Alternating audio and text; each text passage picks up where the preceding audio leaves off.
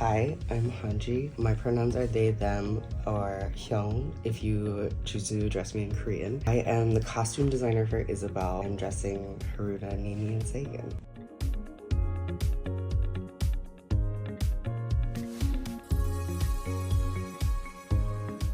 My process typically starts with like a single read through of the play and then seeing where I connect to it and expanding from there, especially for shows like this one, which are very personal and very current, dealing a lot with identity. I'm kind of diving into my own experience and then being like, okay, how can I expand that with research? So for this one, it was a lot of like sitting down and talking to Kidian about different experiences and seeing if they aligned, and then having kind of a rough idea, but I very much work off of who the cast is. The work that I do is very, like I said, identity centric. So once I know who cast is, I like to spend a lot of time getting to know them and see how they connect to the character, what from their past and mine aligns, and like what becomes the universal symbols that we can then choose to put on stage.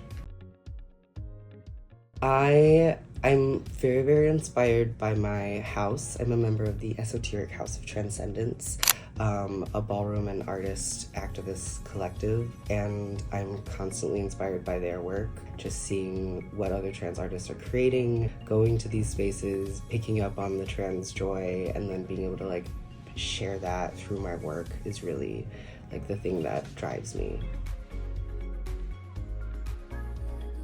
My mood board for this show was funny because I think it was the most I've screenshotted TikToks for a show, honestly, of just like what are the Gen Z I don't give a fuck styles that it's like, is it fashion? Is it ugly? I'm dopamine dressing, but what does that mean? ISABEL inspiration of just like, who is this person who like walks in here and hates outdoor gear but is also in like the most fashionable outfit outside and like says a lot with what they're wearing and their personality. And then there was also like a good amount of like deep diving into like US Forest Ranger history, and like one of the things on the mood board that Kidian and I looked at was like uniforms throughout the years and like where do we want this uniform to hit era-wise, and like what are we saying with gender with the uniform.